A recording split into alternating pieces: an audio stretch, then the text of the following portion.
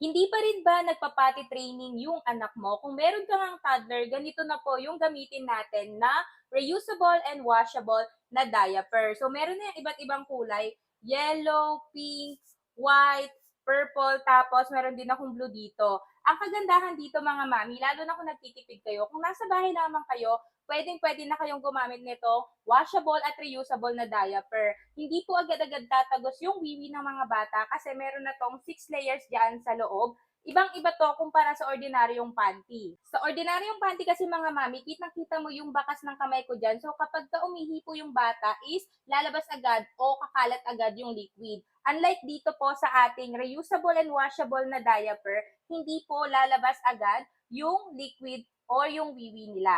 Kaya naman kung may toddler ka na kailangan ng i-training magpunta o magwiwi mismo sa CR, ganito na pong diaper ang bilhin natin. Check out mo yan sa basket natin.